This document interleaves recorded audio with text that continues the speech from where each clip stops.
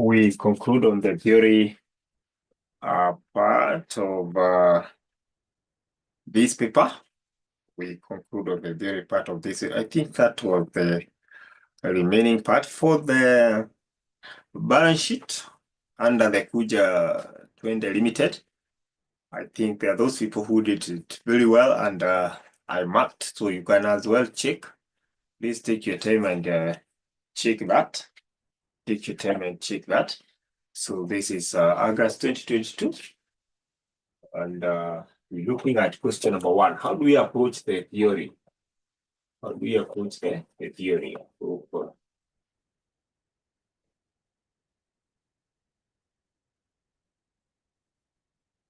With somebody who got, I think, the whole of that balance sheet question of statement of financial position. So you can just check what Mwalimu marked, and that will be it. That will be it.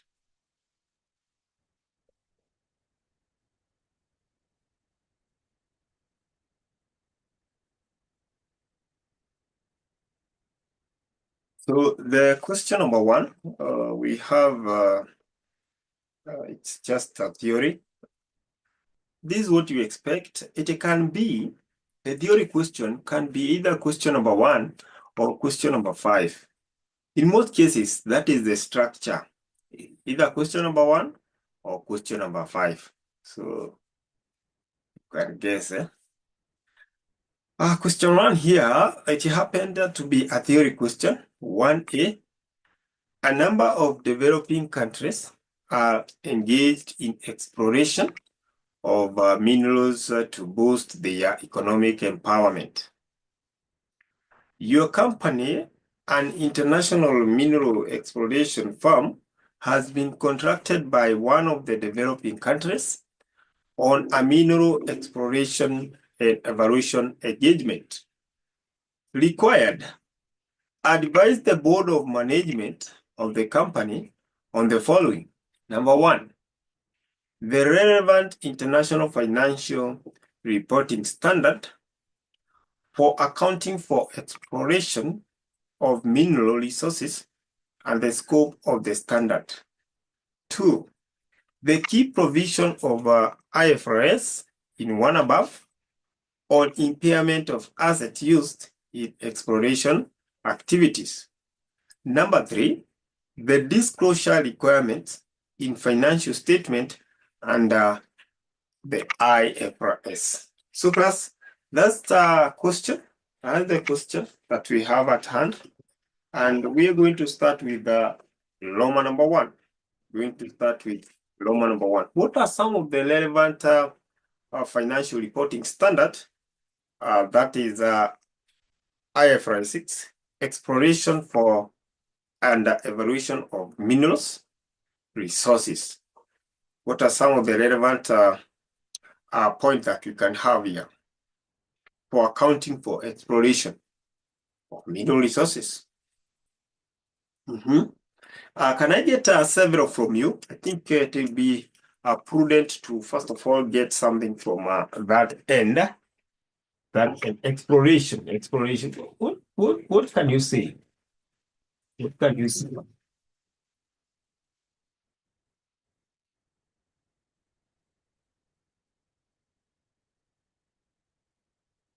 And for this one, I can hint you. We base our argument. We base our argument on the entities involved. On the entities involved.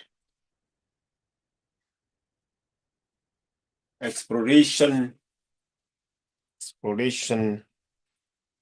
So I think for the sake of this lesson, we can have them. Roman number 1. An entity shall apply the IFRS to exploration. So it is always good to have them this way. An entity shall apply. An entity shall apply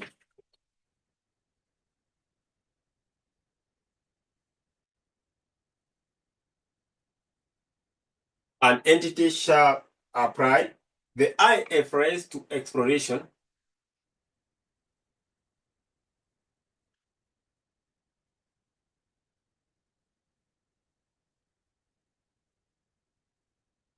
apply an evaluation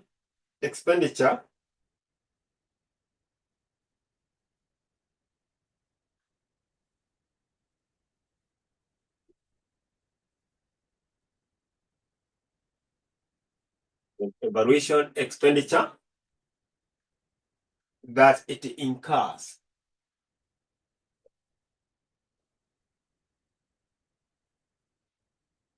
Yet, at that point, kindly adjust.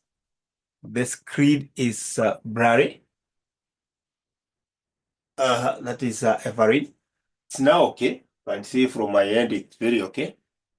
Everin, I hope you're able to see. An entity shall apply the IFRS to exploration and evaluation expenditure that it incurs. So, if you incur any expenditure,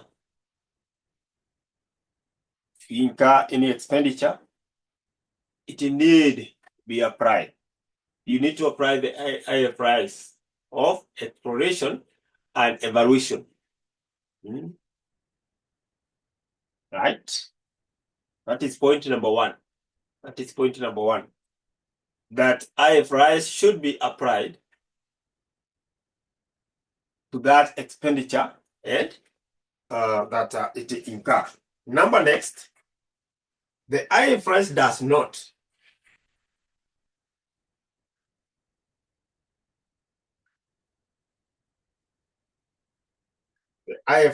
not address other aspects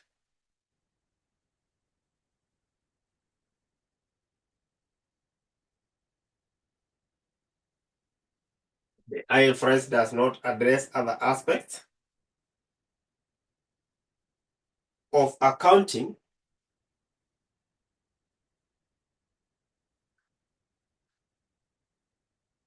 does not apply does not address other aspect of accounting by entities engaged.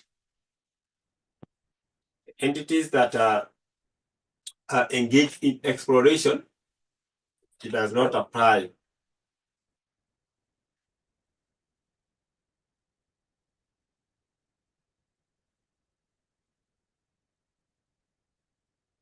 Engaged, not end, yeah.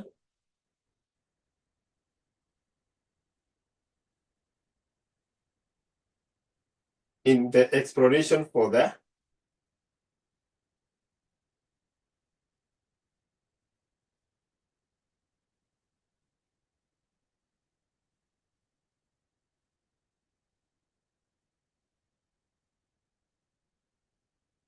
and evaluation of mineral resources.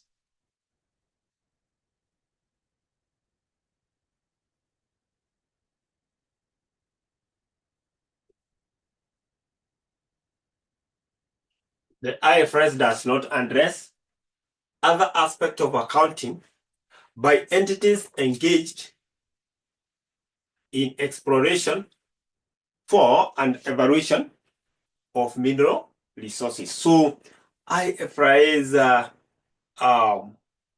keep it separate. So any aspect of accounting in regard to the entities that are involved in exploration, it is kept separate. Number next,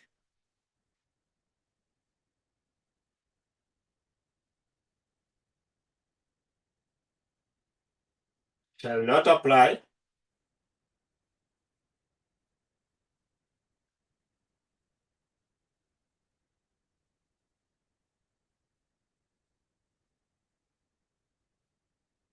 IFRS to expenditure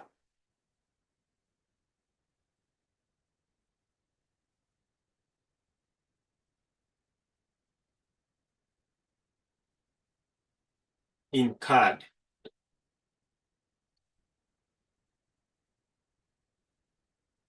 So the entity shall not apply the IFRS to expenditure incurred. Does not. The IFRS does. Okay. Does not. Yes. Does not address. Asante. Asante. Yes. Does not address. Yes. Yes. Yes. It does not address other aspect of accounting by entities engaged in exploration for and evaluation of mineral resources. So it keep it separate. The final one, which is an entity shall not apply the IFRS to expenditure incurred. Expenditure incurred. It will elaborate more on this.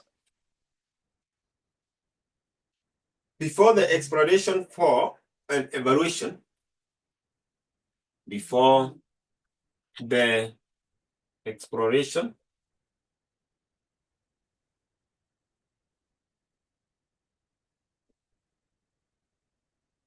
for and evaluation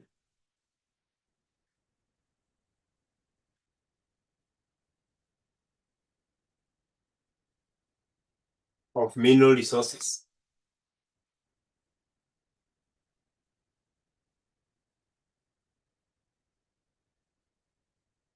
Of mineral resources, such as expenditure incurred,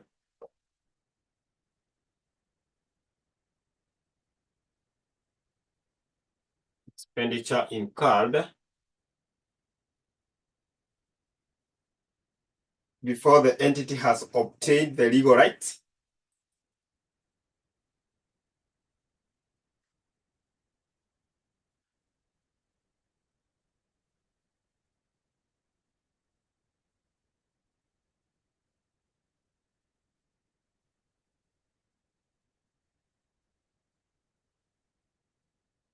or the entity has obtained the legal rights to explore a specific area.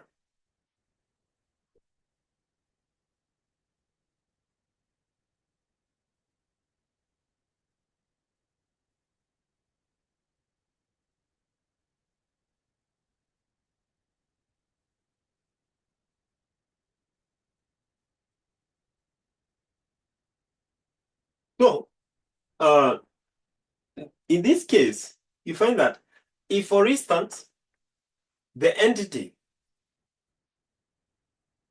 is searching for maybe the gold, is trying to explore to see where gold is.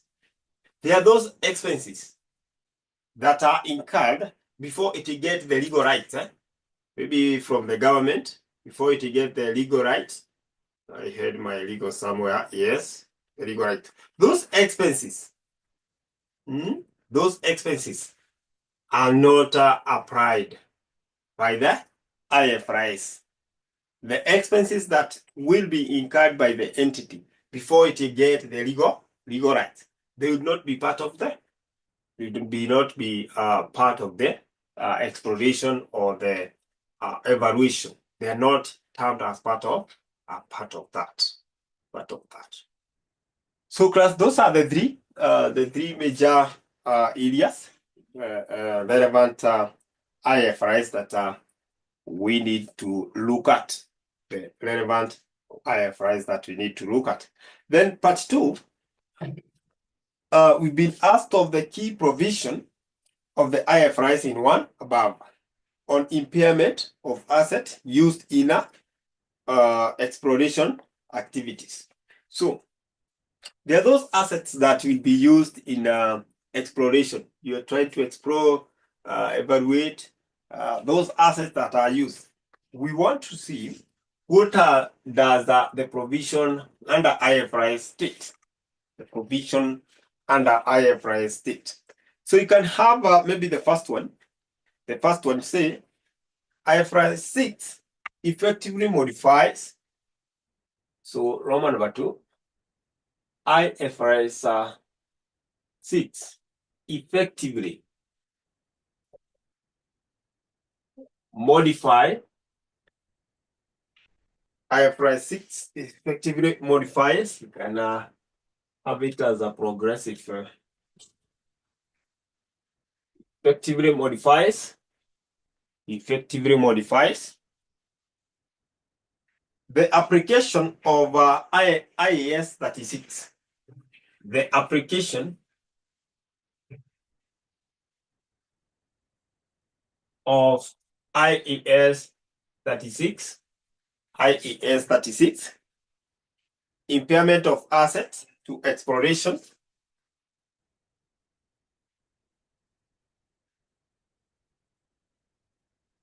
Of asset. Impairment of asset to exploration and evaluation.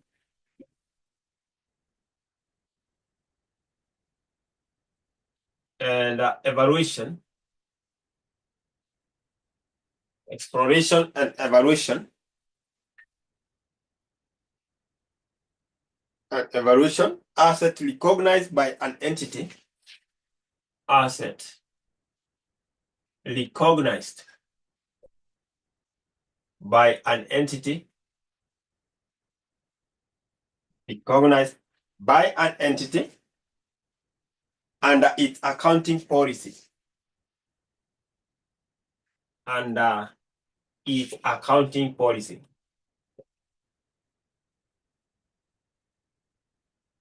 Under its accounting policy. Under its accounting policy.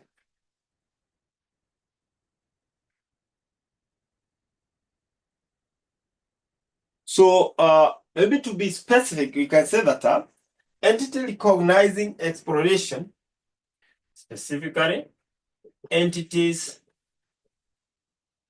recognizing exploration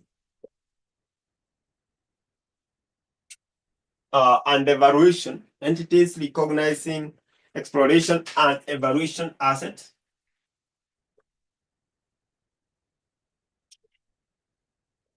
And evaluation assets.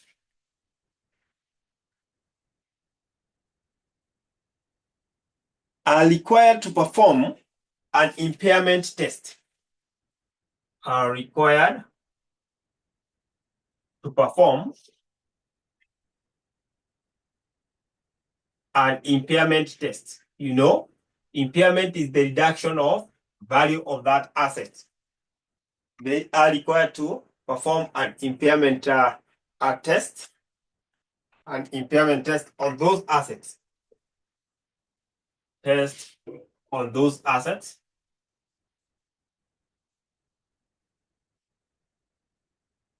When specific facts and circumstances. When specific fact,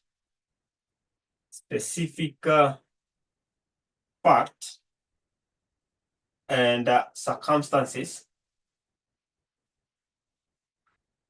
When specific fact and circumstances outlined in the standard indicate. Outlined in the standard indicates.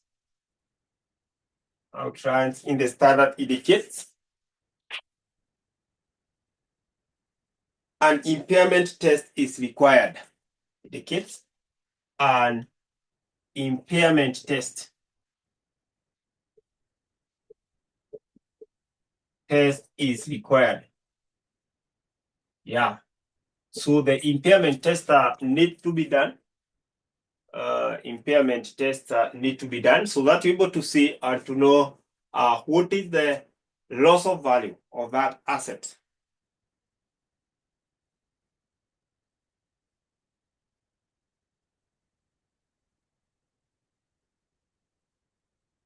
The next one, entities are permitted to determine. Entities are permitted.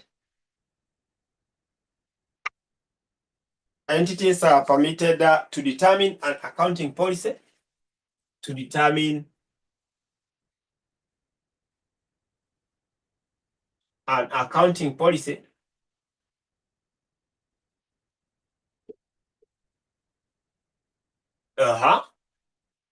entities are permitted to determine an accounting policy for allocating exploration, for allocating exploration,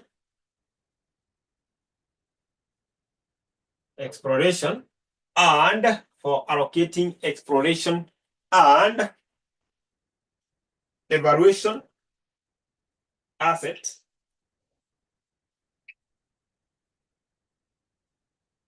exploration and evaluation assets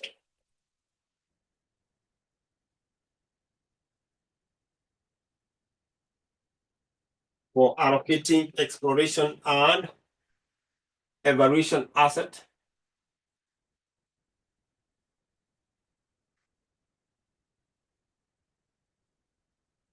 to cash generating units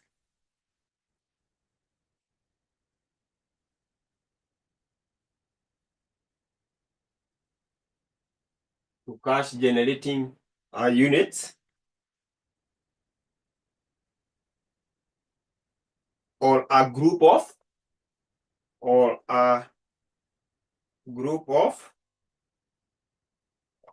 cash generating units.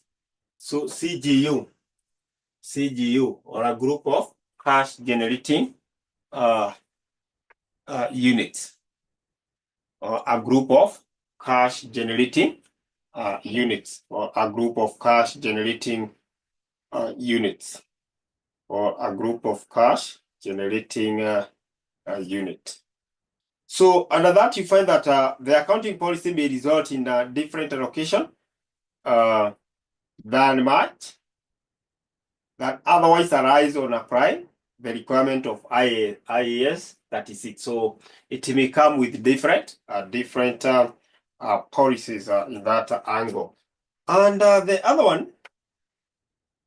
one is disclosure requirement.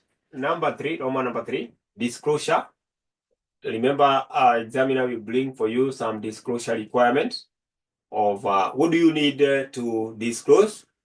What do you need to disclose as far as this is concerned? An entity shall disclose the following. 1, its accounting policy. So it should disclose its accounting policies. Which are the accounting policies that have you used for exploration and evaluation?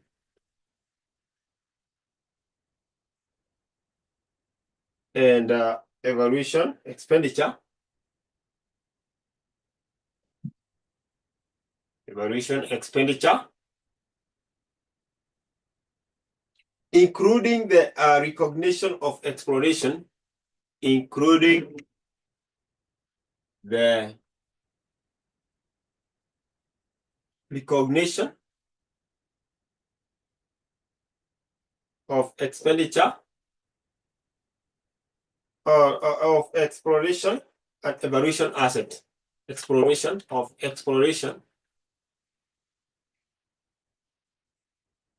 and evaluation asset.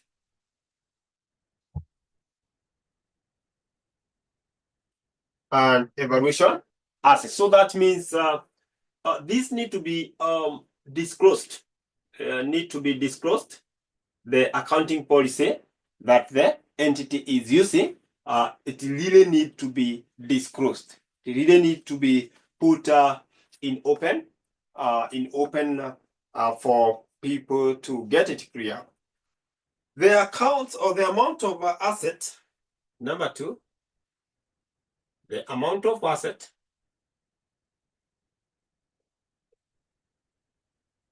another thing that need to be disclosed. Amount of asset, liabilities,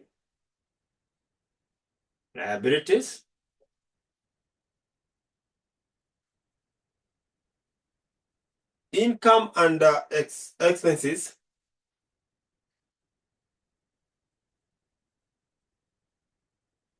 income and expenses, and operating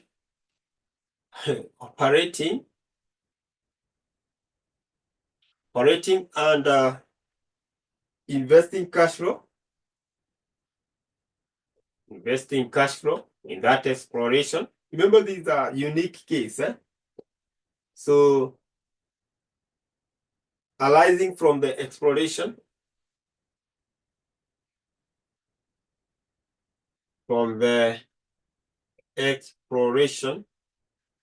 arising from the exploration for and evaluation of mineral resources. Evaluation of mineral resources.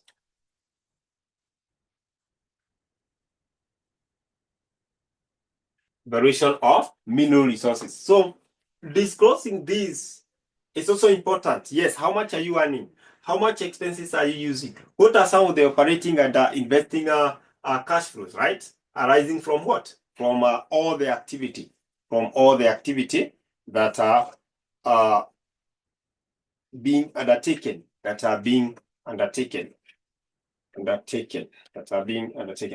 any the other disclosure,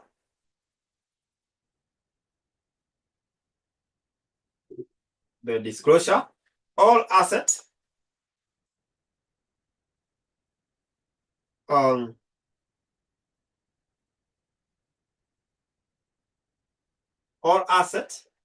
that are used in exploration and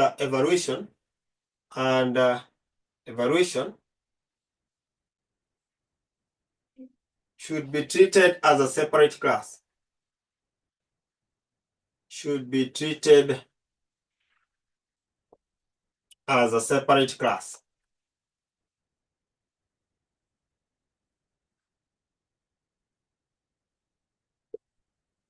Class of asset. Yeah, those assets that are used in exploration and evaluation should be treated as a separate class. So that disclosure needs to be done. And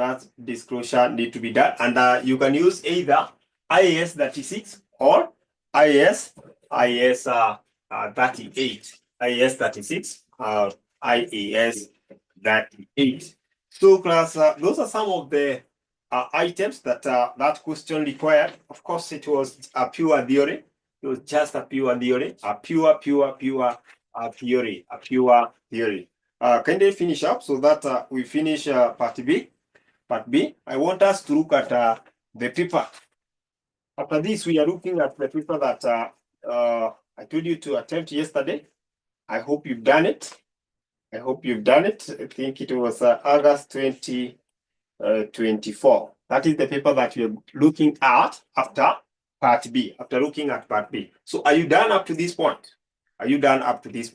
Remember, you just getting it at a higher level. Just understand something from this exploration and evaluation. So ukipatana swali relating to the same, you can at least apply.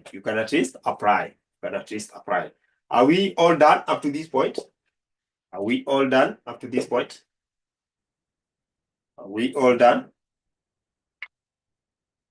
Confirm once you're done. So that we can move to the next part.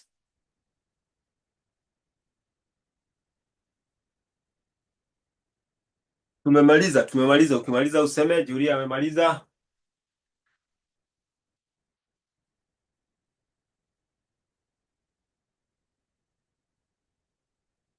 Aha, two more individuals to confirm.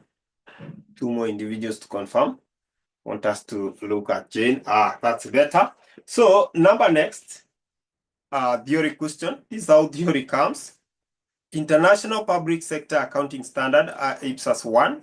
Presentation of a financial statement provides that financial statement shall present fairly the financial position, financial performance, and cash flow of an entity. In the context of the above statements, 1. Describe what fair presentation of financial statement entails. I know you have done audit.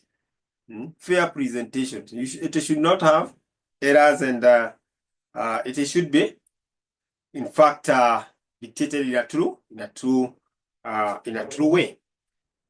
Next, explain the disclosure requirement where an entity departs from a requirement of the 𝐸𝐴𝑟𝐻. You see, disclosure, this question on disclosure, please go through all the disclosures that we have under these. Most of them are in topic number 1, the disclosure requirement. Please go through all those. Disclosure question, I think that is the major area where the examiner tend to bring questions from. Disclosure requirement. What are some of the things that the entity need to disclose to the public?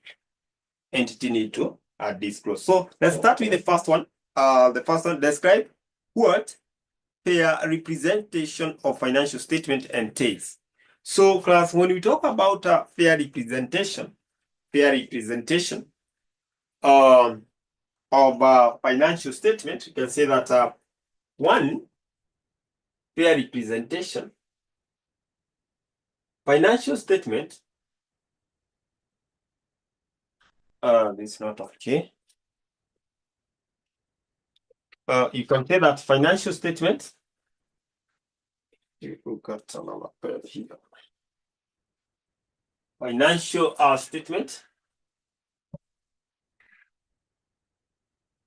statement shall present fairly the financial position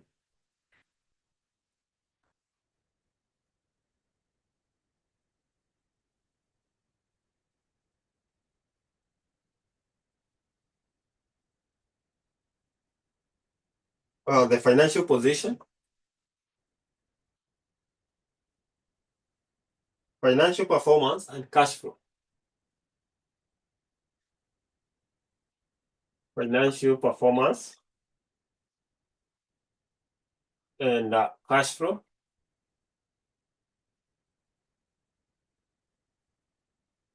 of an entity.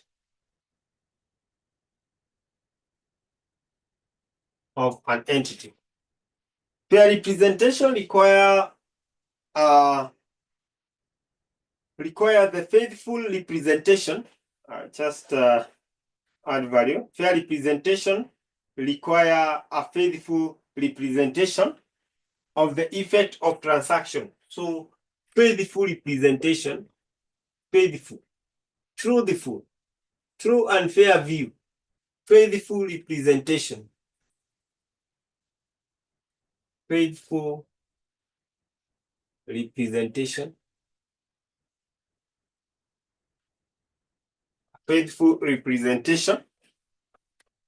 of the effect of transaction.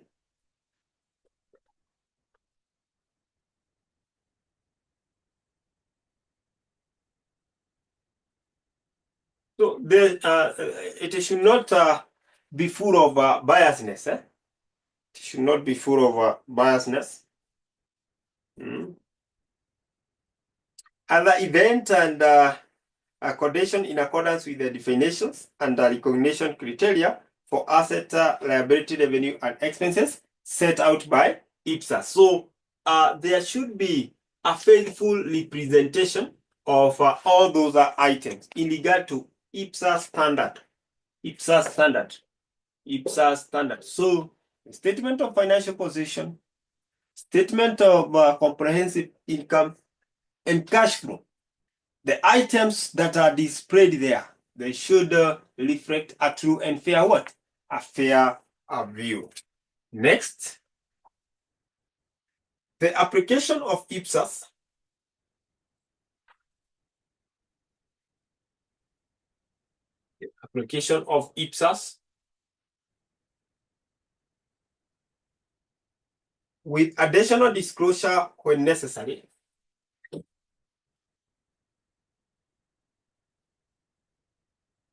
Disclosure when necessary. Additional disclosure when necessary is presumed to result in financial statement. Is presumed to result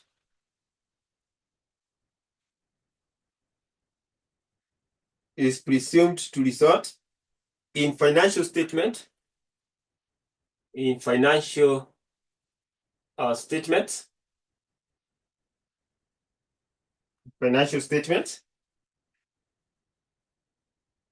that achieve is presumed to result in financial statements that achieve a fair presentation.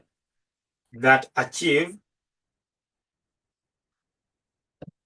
a fair presentation.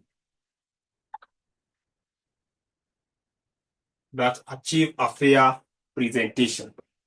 That achieve a fair presentation.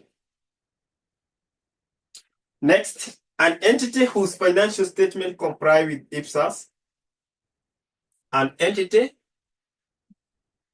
whose financial statement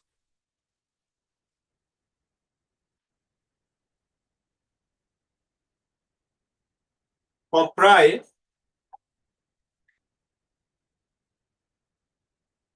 with an entity whose financial statements comply with 𝐸psas. Comply with 𝐸psas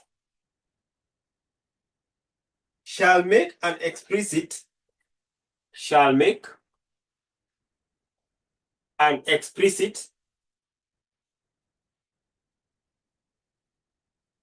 and unreserved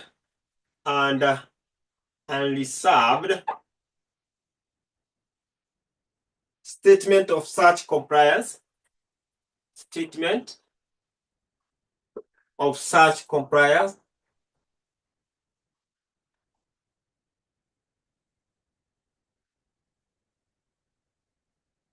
in the notes.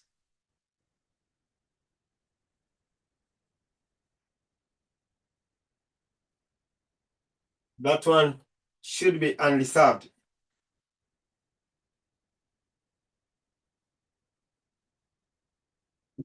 So, because if you look at these, for a company or an entity to achieve the fair representation, it needs to comply with the 𝐸psas. That's standard. So it's just simple. Just by complying with the 𝐸psas, it is presumed that the entity has done what? Has represented itself fairly. Represented itself fairly. So following the standard is the key. Following the standard is the key. That is it. I think we can look at the disclosure requirement. Disclosure requirement. Disclosure requirement. This is Roman number 2. What are the requirements for this disclosure? Disclosure requirement.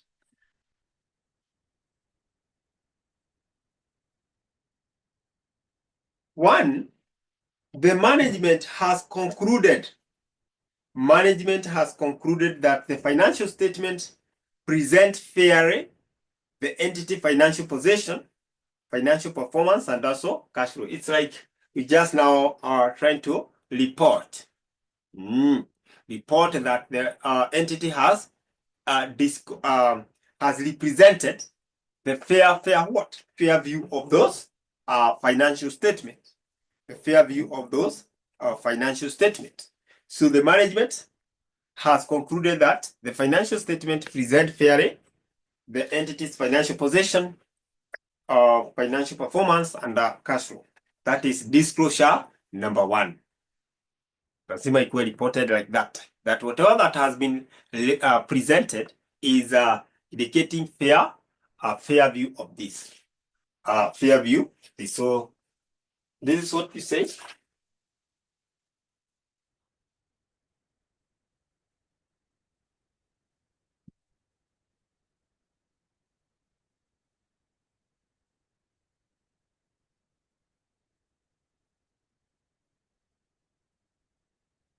That the financial statement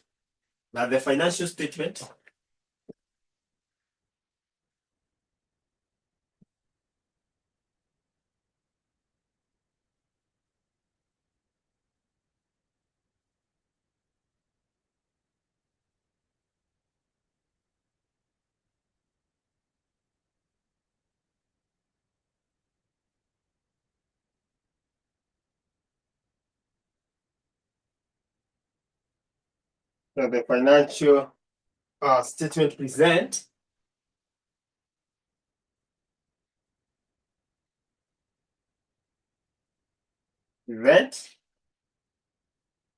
fairly the entity's financial position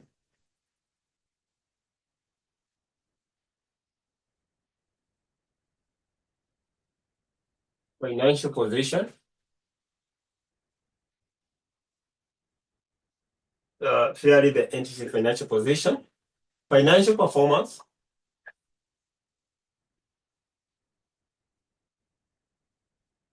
and cash flow. So indicate that the entity has really presented a fair what? A fair view of the financial statement, a fair view of the financial statement. Remember, when we say financial statement, we are mentioning or we include the component of financial statement. Number two, that that it has complied with the applicable IPSAS. It has that.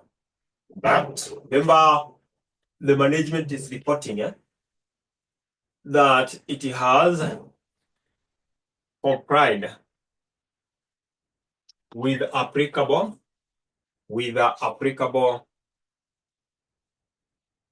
IPSAS. With applicable IPSAS, except that it has departed from a particular requirement.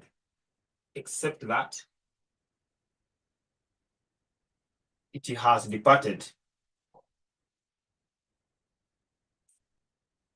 from a particular. It has departed from a particular requirement to achieve a fair presentation. From a particular requirement to achieve a fair representation. So this disclosure, class, is just trying to indicate that the company is complying with what is required to an extent that they omit or they depart from a particular requirement which could have manipulated their representation, their fair representation, or distorted the fair representation. So you just disclose those information. You just you tell the truth, right? You tell the truth. You tell the truth. What has transpired? What has transpired? Right? Yes, we complied with IPSAS. We even departed or eliminated some of the things that could have brought what? A biasness. That could have brought a biasness which would have led to unfair representation. The next one, the title of the standard from which the entity has departed. So you have to give the title of the standard.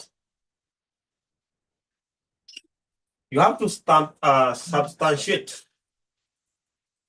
standard from which the entity has departed. From which the entity has departed.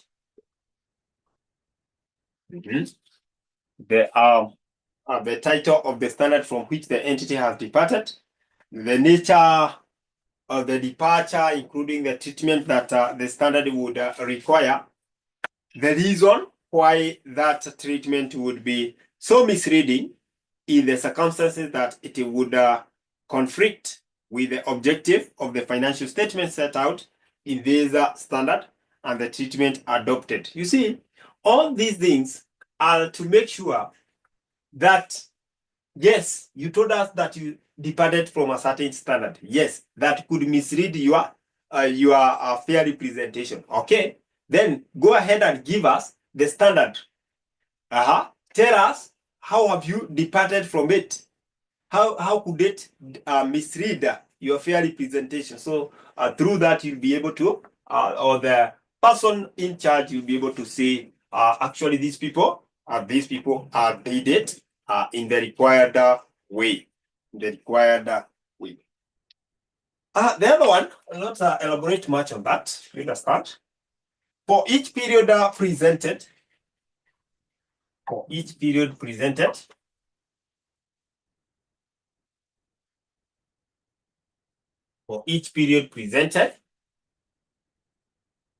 the financial impact of the departure,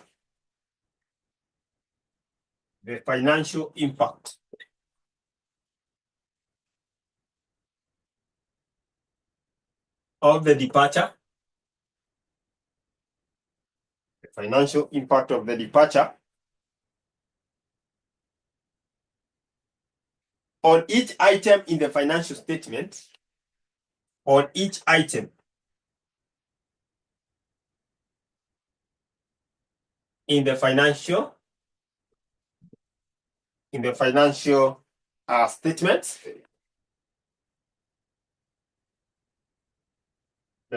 statements, that would have been reported, would have been reported,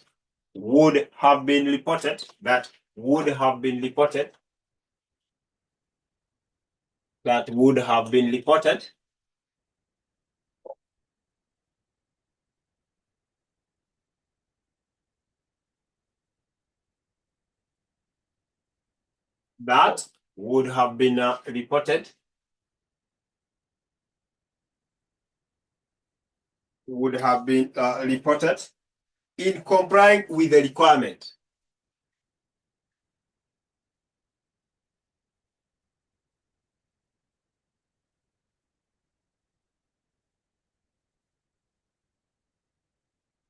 That would give you a point there.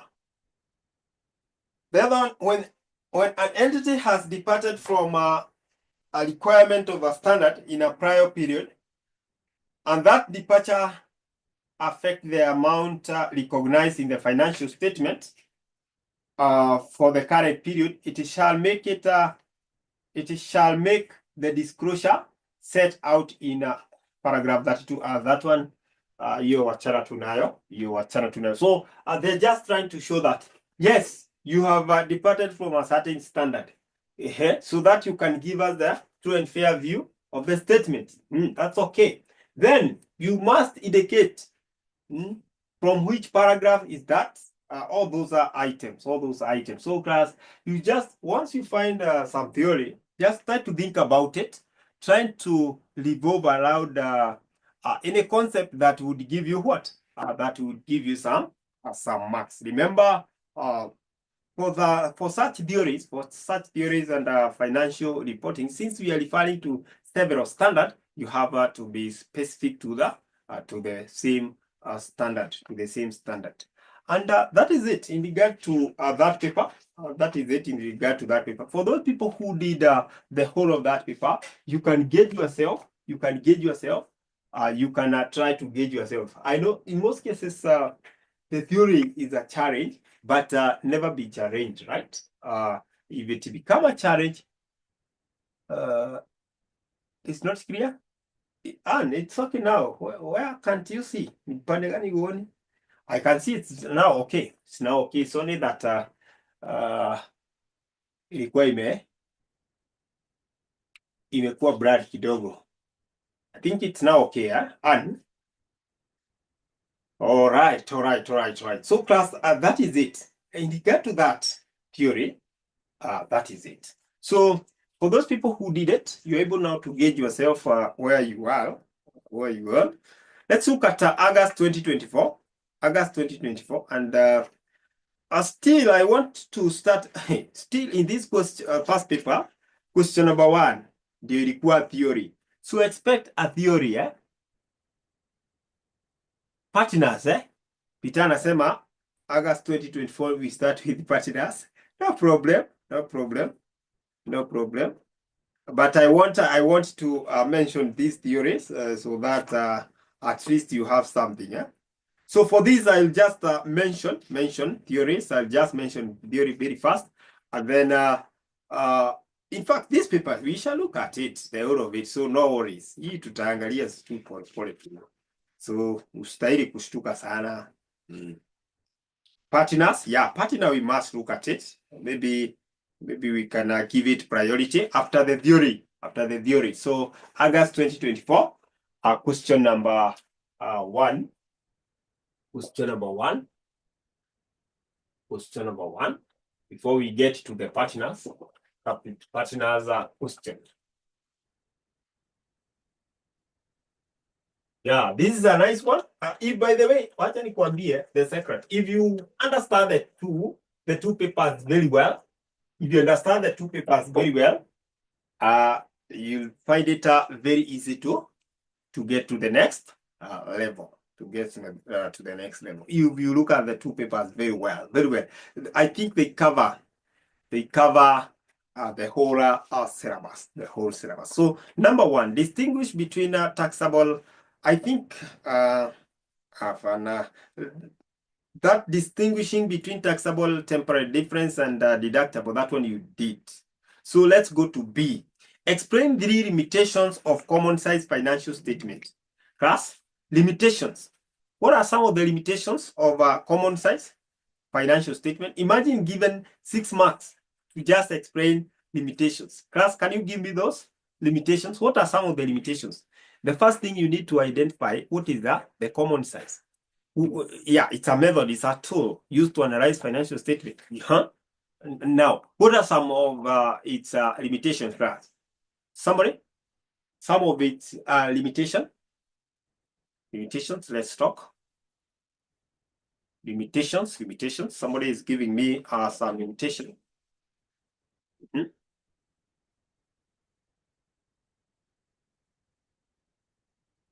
Limitations. 6 marks. Assume umepatana na hiyo swali kwa mtihani, ungefanya namna gani? It fails to recognize qualitative element, that is Eric. So it go with the quantitative. Okay. Qualitative element.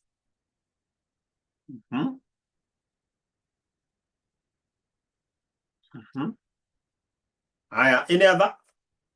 And my knee is misbehaving here. Any other? So I think we can mention them. The first one is the standard ratio. We say that it's a standard ratio. Common size statement does not help in does not help to make a decision, since there is no standard ratio or percentage regarding the change of a percentage in various components of asset, liability, and sales. Remember what we say? Question paper, and you need to have it because this is the paper that everyone was doing yesterday. It is something that you were to do yesterday. So, can you check? Somebody can as well share in the group. So, standard ratio, due to lack of that standard ratio, it give it as a limitation. Number next, change in price level. Common size statement does not recognize the change in price levels. Inflationary effect.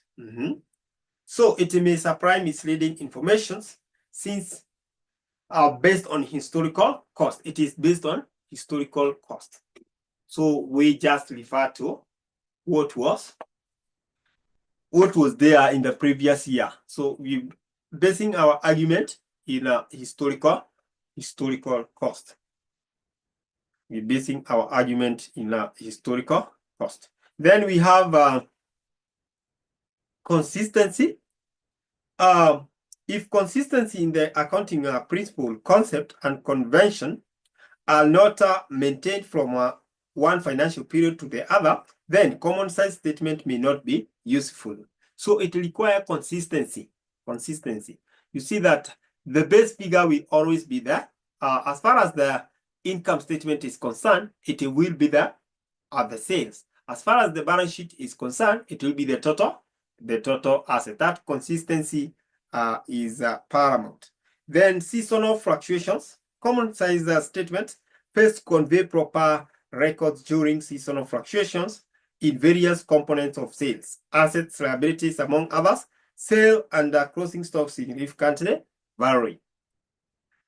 Therefore, the statement fails to supply the real information to the users of financial statements. Yeah, because of the variation in those items that I've mentioned. So you find that the information displayed to the users of financial statement is not correct.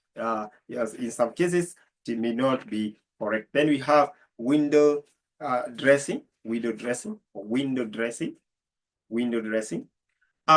there is a window dressing in an original statement, or the common size statement may also be affected and leads to giving the wrong impression about a business. I think class, that is it. That is it. Then hapo chini part C walikuwa nakuuliza kuhusu 𝐸𝐵𝑆𝑠 as well. 𝐸𝐵𝑆𝑠. So class, I think that is better. That's better. Please go and check that. Please go and check that. Then number 2, you've been given a group question, a nice one. A nice one. A nice one. A nice one. I know you guys managed to do this. That's true. You managed to do it? Sasa ukipatana na group question, hufai kuacha. You managed to do the group question, class? The group question number 2, just mention to me. Just give me a signal. You managed to do the group question? And I need to check my camera here. Camera is misbehaving.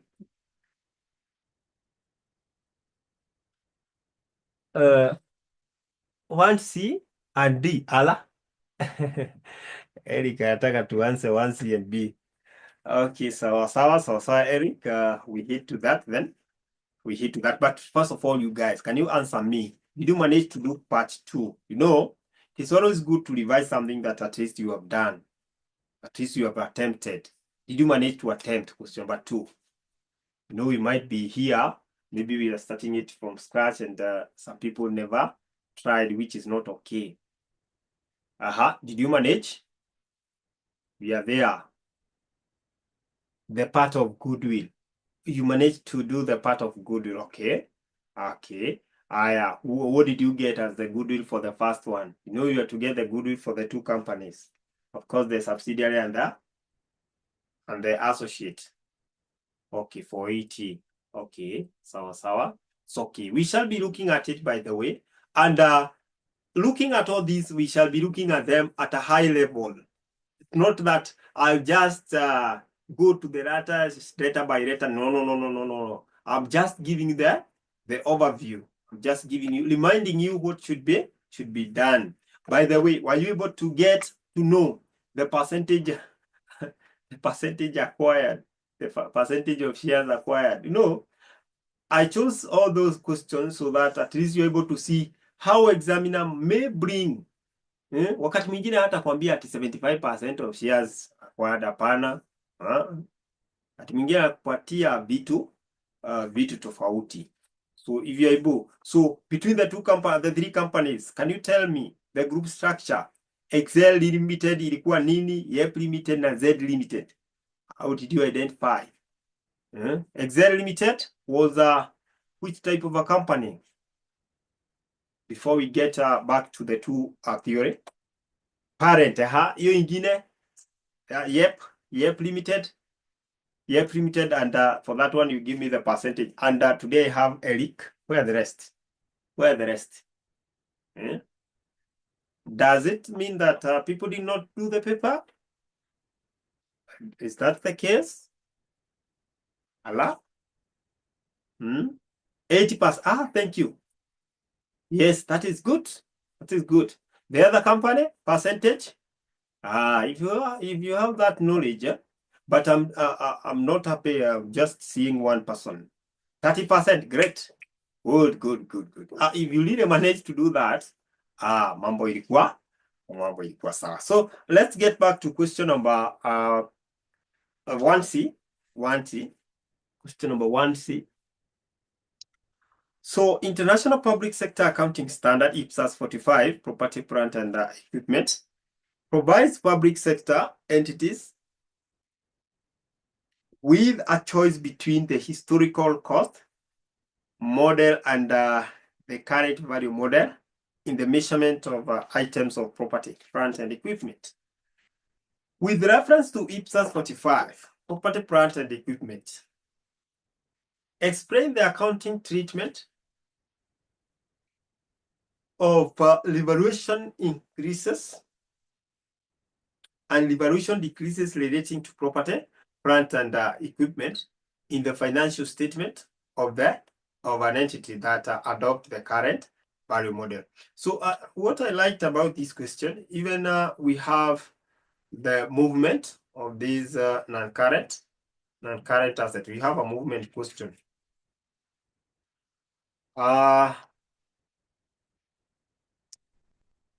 So to address that, in regards to IPSAS 45, these are the public sector, IPSAS 25, you can say that in the carrying amount of a class of asset, if the carrying amount of a class of asset, another name for carrying amount in gani class, another name for carrying amount in gani, another name for carrying amount, we need the net book value, yes. So if the net book value of a class of asset is increased as a result of revaluation, if the net book value is increased as a result of revaluation, you see, so that is revalued upward or downward. If it is increased, it is revalued upward. Revaluation upward, that means the value of that item has been revalued upward. Does that state? The increase shall be credited directly to revaluation surplus. You see that item, the element of increase will be credited directly to revaluation surplus account. So that is one item. However, the increase shall be recognized in surplus or deficit to the extent that it reserves a revaluation decrease. So you are writing. That means today we're looking at a theory kabisa, but I don't want to write this. Just have it then. If the carrying amount of a class of asset, if the carrying or net book value is increased as a result of a revaluation, the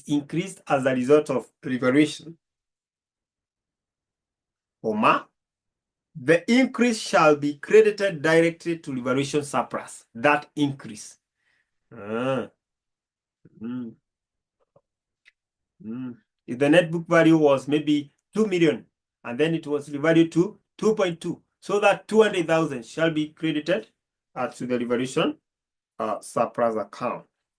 Number next, however, the increase shall be recognized in surplus. However, the increase shall be recognized in surplus or deficit.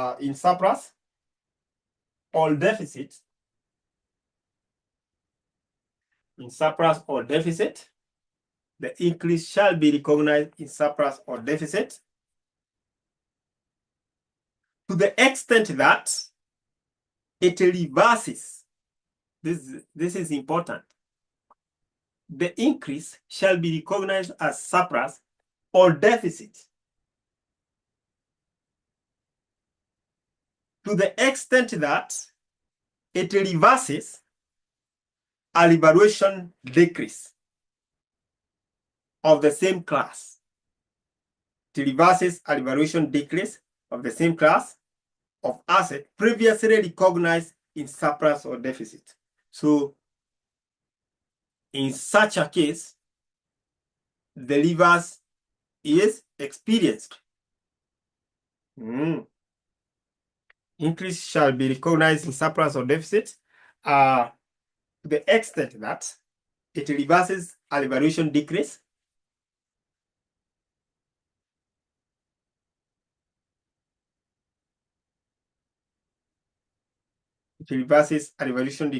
of the same class of asset previously recognized in a surplus or deficit. So class, let's just refresh for 5 minutes. Just refresh for 5 minutes. Just refresh for 5 minutes.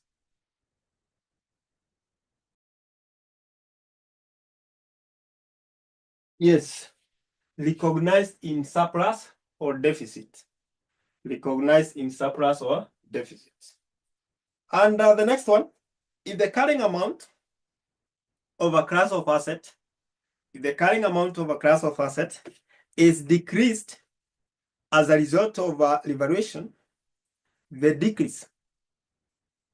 If the carrying amount of a class of asset is decreased as a result of revaluation, the decrease shall be recognized in surplus or deficit. The decrease shall be recognized in surplus or deficit. Shall be recognized in surplus or deficit. However, hope you are up to the point. However, the decrease shall be debited directly to revaluation surplus. The decrease shall be debited directly to revaluation surplus to the extent of any credit, balance existing, in the revaluation surplus in respect to of that class of asset, that is it as part of part C. Then the other one class, you have to do this, citing examples, describe the accounting treatment of changes in accounting policies in line with the International Accounting Standard 8, accounting policies, changes in accounting estimate and errors. Ukitumia example, as an entity should only change its accounting policy if required by the IFRS standard or if it results in more reliable and relevant information. By the changing the accounting policy, it follows certain steps. There are some steps followed, right? You can just wake up in the morning and you tell your people that you're changing a certain policy. No, they should follow the requirement. It should follow the requirement. So tunasema kwamba an entity should only change its accounting policy. This is important. You might get it somewhere. Regarding the frameworks and such, coming up with a standard and the process is followed. So an entity should only change its accounting policy if required by an IFRS standard. Si kubadilisha tu, you change if it is a requirement by the standard. Policies. Or if it results in more reliable and relevant information. Yet, if the policy that you want to change, it will result in a more reliable and relevant information, you can go ahead and change. But you have to prove it, that it is more better than what was there. Right? So changing the policies is not just that easy. You have to follow some rules or some standards. Next one. New accounting standard. I repeat, Mwanamisi anataka turudie wapi? Pande gani Mwanamisi? Mwanamisi anataka turudie mahali fulani, sasa turudie wapi? Mwanamisi. From where?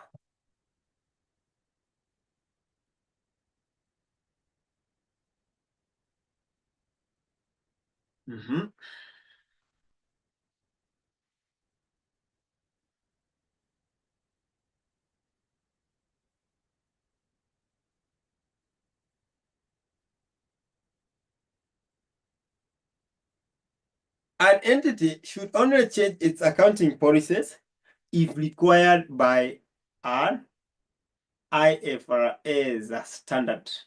You get? So, if it's not a requirement by the standard, or it's not something that will be more relevant and bringing more accurate answer, you should not. So you're saying that an entity should only change its accounting policies if required by IFRS. Right. Comma. Or if it results in a more reliable and relevant information. So if the standard or the policy that you want to change is bringing more reliable and something that is more understandable by the people or the users, that's better then continue and bring the change. Continue and apply the change. Mwanamisi, are we together? Are we together? Are we together? Pamoja. Good. Number two. New accounting standards normally include transitional arrangements on how to deal with any resulting changes in accounting policy. It's a process. For example, kuna standard. There's a standard I told you that it is already changed. It is already changed, but has not taken effect. It is already changed. Can you remember the standard that I told you? The standard that I told you, it is replacing IAS 1. I will repeat. So today we are looking at the theory. And then anyone who has not looked at this paper, kindly, you'll be getting a second chance to look at it. Remember, we don't want to come back here again, right? We want to keep on moving, right? So please, if you've not attempted the paper, please do it. So tutakuwa tumemalizana na question number 1. So the next time we meet, we shall be looking at the computation. Na paper ya accounting, financial reporting inakaa hivi, right? Inakaa hivi. So you can even gauge yourself with this paper. How far can I get? Am I able to finish the 5 questions within the given time, right? Tunasema IAS 1 will be changed with IFRS 18, but that will take effect in January 1, 2027. That will take effect that time. But already that thing, every process, kila kitu changiwa. Okay, number 2. New accounting standard normally include transitional arrangements. Transitional arrangements on how to deal with any resulting changes in accounting policies. On how to deal with any resulting changes in accounting policies. Get?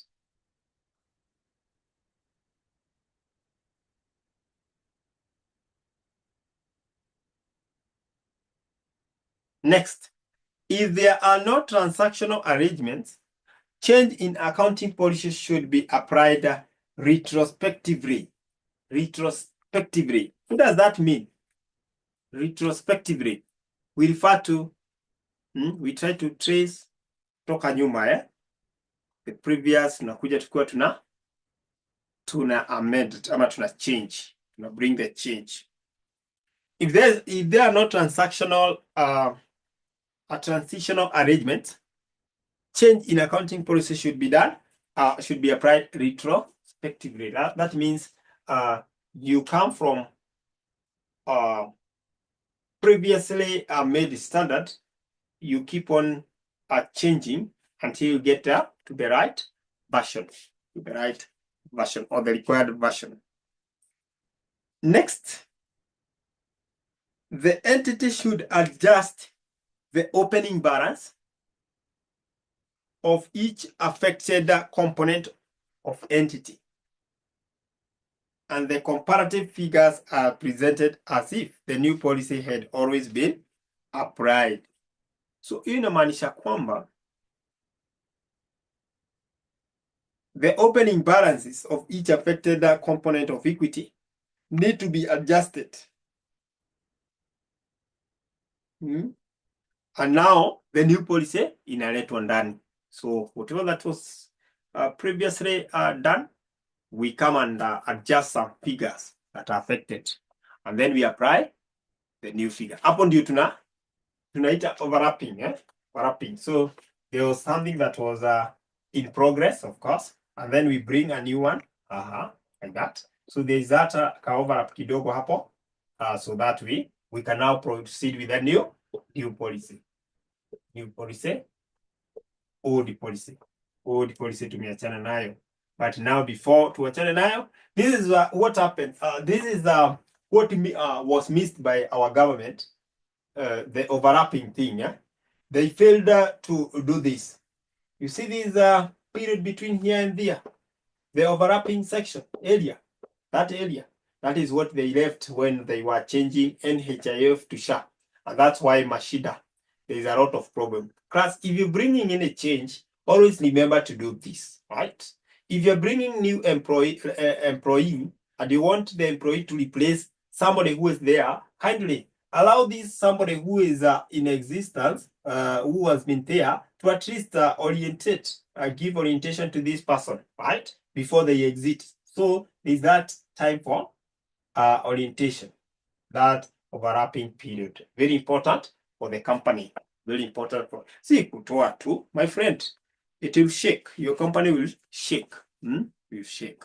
Utakuwa na shida mingi sababu kuna vitu zenye haziendi nini vizuri.